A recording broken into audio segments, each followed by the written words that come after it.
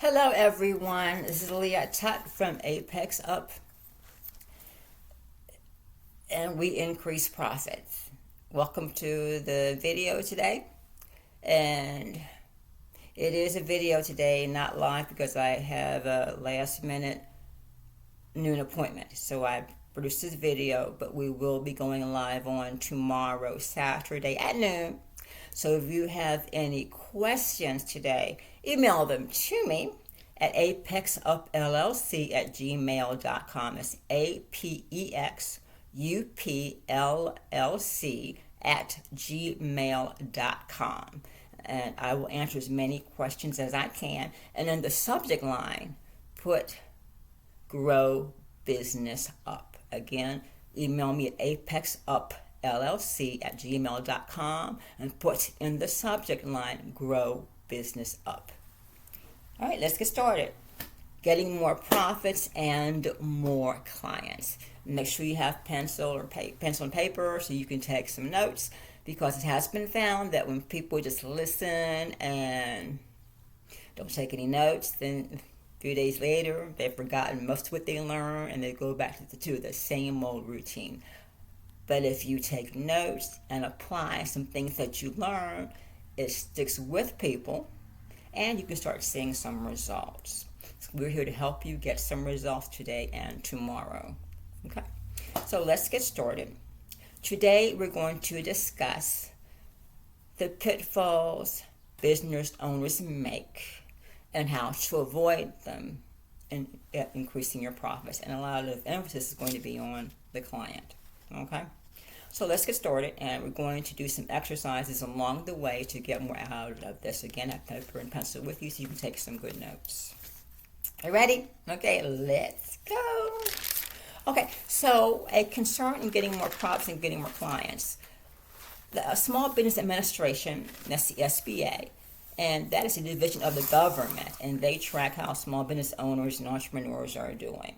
And according to the SBA, the Small Business Administration, 50% of businesses fail within the first 5 years. And one of the main reasons is lack of capital. Another main reason is poor planning. So we're going to address those today and tomorrow, and especially today. We're going to address 7 pitfalls that business owners make and how to avoid them. So let's get started with that, so we can be more successful. Okay, guys, be more successful. Okay, so 7 pitfalls. We're going to go into more detail each one, but here are 7 pitfalls I find that business owners have when I give seminars and consult them. And these are some major ones that we need to be aware of. I'm going to address 7 of these major ones. Okay, now these 7 are not enough capital. That means not enough consistent clients, not enough leads. So where do leads come from? Not knowing your role, not asking for referrals, doing it all by yourself,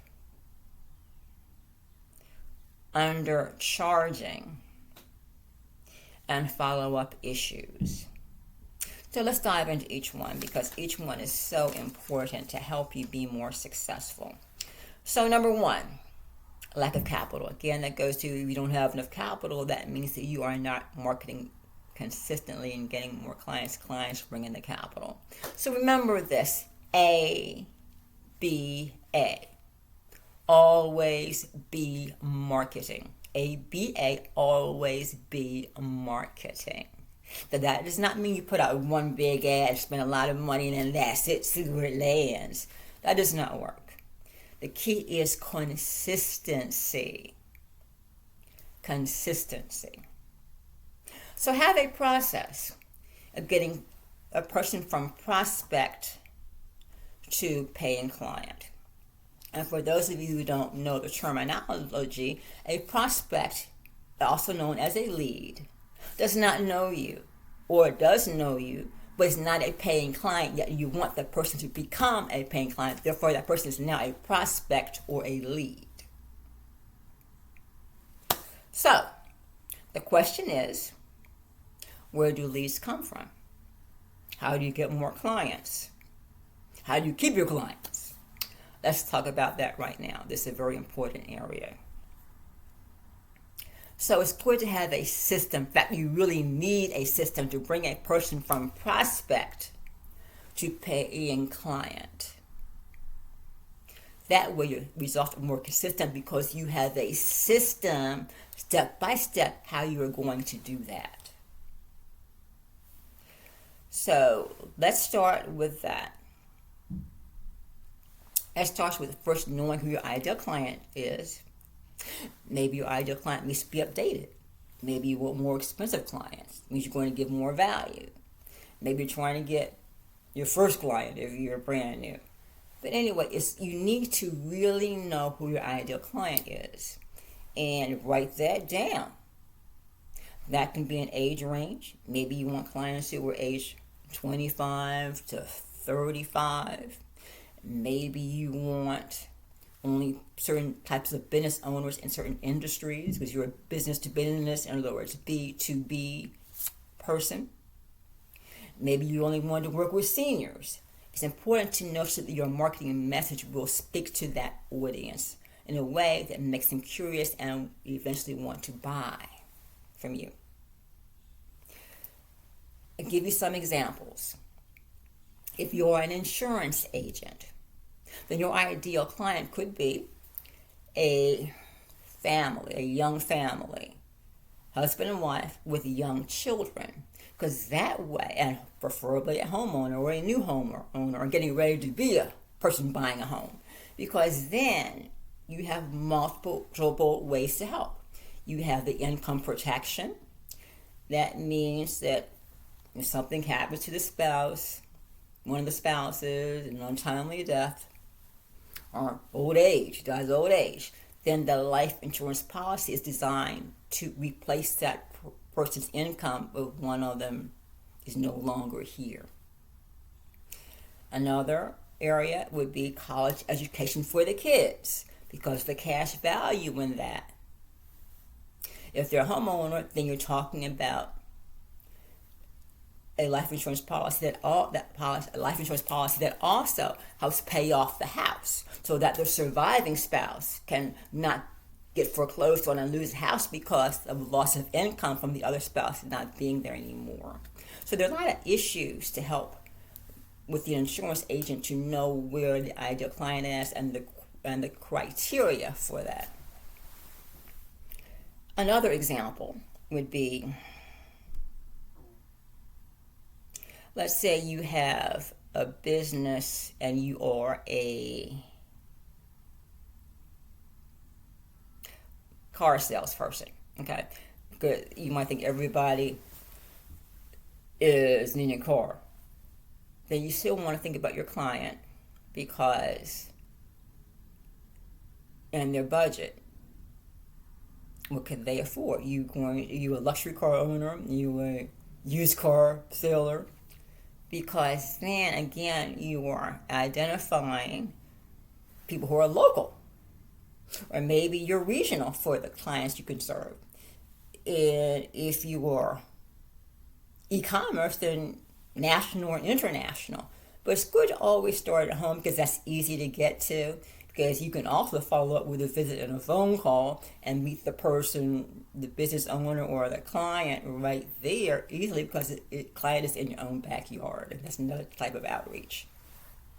Okay, so next is where do leads come from not getting enough leads? Well, you want to have multiple ways of reaching people. So social media is a great way and it's often free because you're posting content that people find very useful and you're reminding people of your services and what you have to offer. But it has to be done the right way. You cannot have a blank big square behind that little circle profile picture. That back area, that big rectangle, that area is called your banner. And with our clients, we give them a banner that shows off their business. and their contact information, an eye-catching one that really gets results. So don't leave that blank. We'd be happy to design that banner for you so you can start getting you some clients and some leads, because that is out there. And of course, you have to promote your social media page. If you have a website, you have to promote that too. And so you want to be consistent in your marketing and invite people to like you on Facebook and the other social media platforms that you have. Just make sure you're not doing so much that you can't manage it. Do enough that you can consistently manage your social media and your other channels of distribution to get your message out.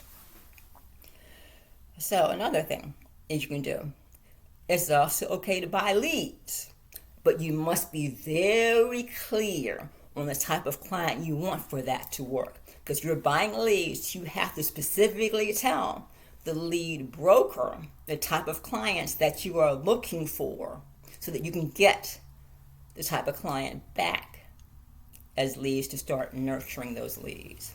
Just know that it is a low percentage at first because it takes 8 to 12 touches. According to studies, it takes 8 to 12 touches of a person not knowing you before they are ready to buy, because you're building up trust. But that is another popular way. If you don't have many leads, it can be good to buy some, but you also want to grow your leads organically by going on social media, go to events, do webinars, seminars, because it all gets your name out there and what you do, and helps build your credibility as well. Always be marketing. ABA, always be marketing. Got that? Okay. You also want to keep in contact with people. Remember, you have a process of prospect to client. You also want to do some follow-up. That's another issue. We'll get to that in a moment. But you also want to make sure you have a way to keep checking in with your clients once they buy, so they don't have buyer's remorse. In other words, so they won't feel sorry that they bought. You also want to periodically check in with them to see if their needs have changed, because then you can help them some more and give them more services, and because you're adding more value to them. Okay, so another thing that people do and make a mistake on is not knowing your role as a business owner. It's important not knowing your role. A business owner came up to me one day and said, I have such a business, help me, support me. I don't know that person. I never met that person. That's a good approach for someone who knows you already, like friends or family. But a stranger, that's not really going to work with most people, because you say, help me, support me, and they don't know you. People have their own problems. They're not fully concerned about helping you because they're trying to help their own family, their own people, and so on. So your job is not help me, support me. It's no. It's not that. It's how can I help you, the prospect? How can I help you, the client? Because your job is to serve. It's not about you. It's about them. Get that straight. Not about you. It's about them. Okay? It's about them. So it's how can I help you? Example. Hi, I'm Leah with Apex Up, and we help you get more profits. How can I help you? Hi, I'm Leah with Apex Up. We help business owners get more profits. What issue are you most struggling with in your business? This is what we really do. But you see how easy that is to ask people and let people know, hi, I'm here to help you. This is what I do. I'm here to help you. How can I help you? You're getting your name out there. It's about them. Because as a business owner, your job is to help people and solve their problem. People pay because they like and respect you and trust you. They buy from you because you help them solve a problem that's a pain point, or you help them be better in some way. Most people want to improve. So you're either going to save them some time, you're going to improve their life, you're going to reduce their stress, You're going to do something to make their life or their business better because you help them, because they work with you. So figure out and write down how your skill, how your business helps people. How to help the client. What result are they going to get because they're working with you? Because you are helping them. You are helping them. You are serving them. Okay, next. Check in, help out. Okay, we got that. Help out. People love the help. And get results too. They're going to love you for that. Okay? We all need some help sometimes. So your job is to help and serve as a business owner. Help. Help, help, help. You better say the word help, help, help the business owner, okay? Help. Another one is undercharging. Especially with a new business owner, there seems to be a lack of confidence, so they don't charge enough. Even some of the seasoned ones, they don't charge enough because they're basing on hourly stuff and based it on what their neighbor might have done or competitor might have done. And that's all good to start with, but just know that it's good to see where the value is you're providing, because as you get better at your skill, you might do it faster. You might be hiring somebody else to help you. You have to charge enough to pay somebody to help you. So you really want to look at the value you provide and the cost that is costing you to help them and get your pricing based on that. And if you're new, I would say just automatically increase your price because you're charging too low anyway. And don't try to be the cheapest one. That's really an issue. People trying to be the cheapest one, especially if they feel I'm brand new, I don't know enough, and these kind of things. But don't be the cheapest person. Don't even try to be. Don't try to discount your stuff too much, because the problem is that then you're a commodity, and then companies and consumers will just replace you with the next person who's cheaper than you. So don't be the cheapest person. Don't try to do that. Value yourself and what you have to offer so you can offer something that's reasonable within your budget, within their budget. You ask. And find out what you're asking questions, what they can afford. People make a way to buy what they want. They buy that new car when they want to, even if they complain they're broke. They find a way to buy that new car, that TV set. They're going to pay you too if you provide value.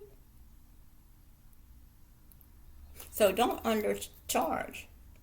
And then some business owners said, okay, I'm doing this service. Oh, now what do you want to pay me? That's not right either. When you go to the grocery store, they don't ask you, okay, what do you want to pay me? They have the price right there. Eggs cost this amount, $4 now. Hamburger, big roll costs $15. They don't say, oh, big roll of hamburger. What do you want to pay? It's right there. No, they tell you what they want you to pay. It's going to be $15 for that huge roll of burger. You know what I'm talking about, right? The grocery store always tells you, because there's a label on everything in that store, what they want you to pay, because they know that you value that because you have to eat. So same with you. Know your pricing. And it has to be customized and designed because you talk with that person, fine. But know your pricing and the value that you have to offer so that you can price more fairly to yourself and for the client.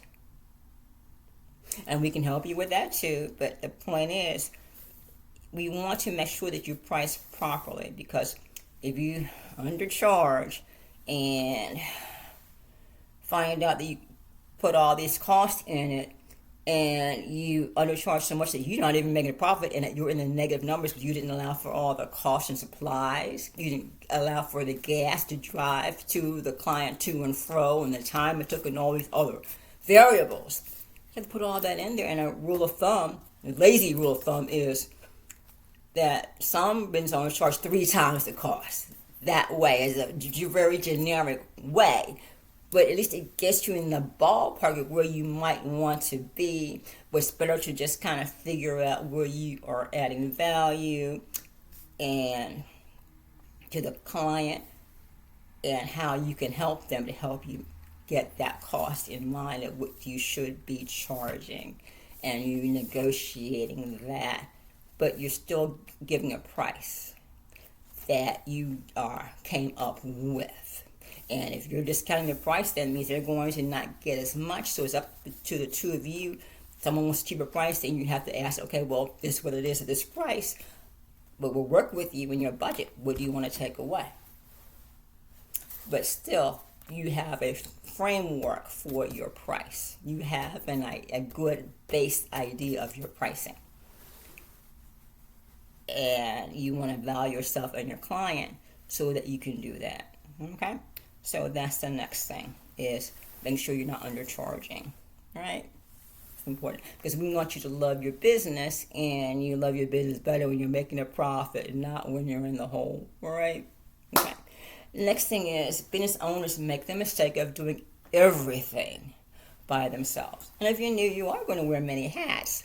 But the problem with this is you could get burnt out or feel overwhelmed because you undercharged and didn't see other things that were going to happen once you got in there, started doing the work, and you didn't charge enough to pay somebody to help you with it.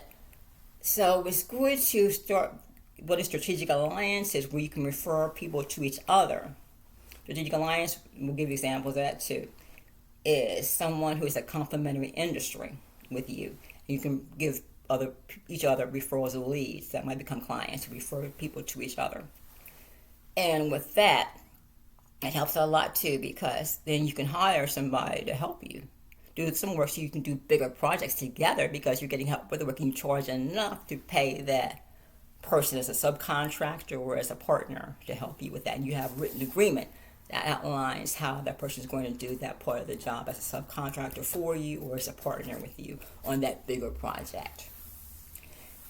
And strategic alliances, let's give you some examples of that, the strategic alliances. Okay, that's very important. It means that someone whose service complements you, and they have your target audience already, and you have theirs, and you can do events together, you can refer people to each other and get your business moving, right? An example would be a wedding planner, for example. We'll know some photographers, we'll know some florists, because all these people, and some makeup artists, and the makeup artists might want to know those too, because all those people are trying to get that event going, and the bride, of course, the bride needs a makeup artist so she can look good for her big day, and that makeup artist could know a photographer, some event planners, because often people need some makeup before they go on stage and before they're on an event. So look into those kind of alliances, okay? And if you're an insurance agent, life insurance, for example, then you want to know some estate planners. You want to know some business brokers, because these people have your clients. You might want to know some realtors, because they know who's buying a house. And you can go in there and offer some income replacement life insurance, okay? So again, it's good to know people who complement you. And if you don't know enough people, look in your neighborhood. You start talking to people who complement you and ask them to network with you and meet with them and see how you can help each other get leads and get an idea of what they do, how they serve their clients, how you let them know how you serve yours, and work together with them so you can both get more leads from each other and help each other out with your strategic alliances. So those are some examples of strategic alliances, but think about that. So let's take a moment. I'll give you 2 minutes to sit down and write down 3 strategic alliances that you can connect with today. Think about your neighborhood. You drive around, people you do business with, for example. What are 2 or 3 people you could call today?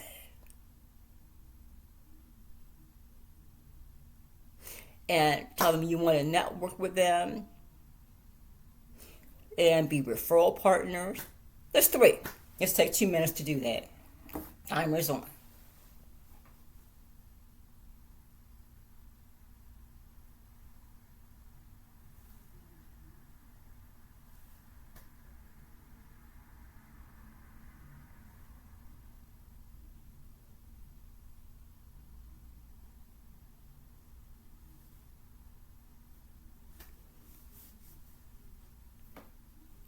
And if you're an author, then we have an author on the call today. Then some of your strategic alliance would be event planners, meeting planners, human HR, human resource people, because a lot of these corporations have employee appreciation days. If you're an author, it means you're a storyteller. You could propose to these HR people that you are an author and a storyteller, that you could offer entertainment and you could make a story about that company's history through today and get paid for that, creating a story of some illustrations with some research, and I'm sure they have some pictures, and I'm sure they have some pictures. Then you get paid to create a story and put their mission statement in that. There are a lot of companies that have an Employee Appreciation Day. Spring is here. University of Maryland, I know they have an Employee Appreciation Day about this time of year in the spring. There are also festivals around in the community that you could talk to the Park and Planning Commission and tell a story about the history of that city, for example. Because you're a storyteller. Be creative in what you can do. And let them pay you for that. And if they say they want to volunteer, okay, volunteer, and then get a copy of you're speaking in front of that audience. And if they're not going to do that, then get a student who's at a university or at a community college who's studying videography, where they're recording videos, and get one of them to come out and they can do that as their class project for free or low cost. And that way you have a video, you're giving a presentation, you keep that, because when you go to other places, say that you want to speak, you have something to show them that you have a video in front of an audience, that you are used to speaking in front of an audience. When you speak in front of an audience, make sure you enunciate and slow down some, because when you're speaking in front of an audience, those words sometimes can kind of get muffled in together. You might not sound very clear. So you want to enunciate, and you can enunciate by practicing reading out loud and enunciate each word. Okay? But that's a whole other issue, talking about public speaking. We help you with that too, but that's not what it is today. We're talking about the pitfalls business owners make and how to avoid them. Okay, so 2 minutes are almost up. So you should have your 3 strategic alliances that you want to think of. And if you don't know, think of some industries that would be complementary to yours. Google search it, see who's in your neighborhood, and give that person a call. Find out the person who's the decision maker or the owner of the business. Or is that consumer? Then because the husband and wife at the same time on the phone. And let them know what you have to offer. And ask if you can help them. Okay, next issue, the next pitfall is following up. That's number 7, following up. It's unfortunate, but many business owners, when someone says no or no, I'm not interested, they're done. They might even do just one follow-up after that. If someone says, I'm not ready yet, I don't know. But the problem is that it takes 8 to 12 touches for someone to start buying from you.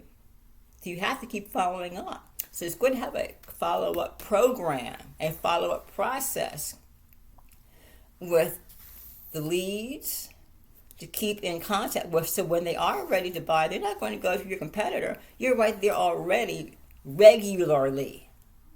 So they see, okay, you're giving them value, you're giving them tips every week or every month or wherever that, or twice a month. But have a definite schedule where you're engaging with your customers by email, by social media, and your other outreaches too.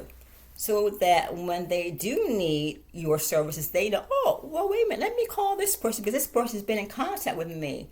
That person is trustworthy because all the good content I have been getting from that person. So I'm going to call that person.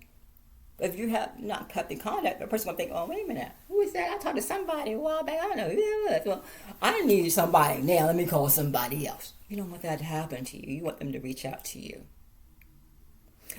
And reach out because you have something of value to offer, and you're asking them if they need any help today. Okay? So follow-up is very important. And with clients, you really want to follow up with them to keep them loyal. Because with clients that are existing clients, sometimes their needs change. For example, suppose your client is the consumer, and you talk to a husband and wife, and they didn't have any children. Next year, you're talking to them again. They have a child now. Their needs have changed.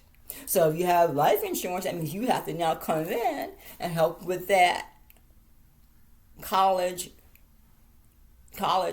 planning insurance, for example, for that.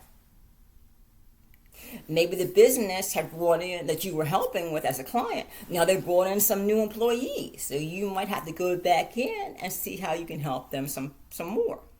Maybe your maybe your business client got a big or another project to work on. They might need your help again to help with that project. They might need some advice for you.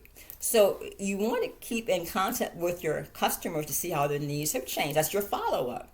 You have to keep in contact with people, your clients, as well as your prospects regularly, see if their needs have changed. You also want to follow up to make sure that if they got a service or a product from you, you want to make sure they're happy with it.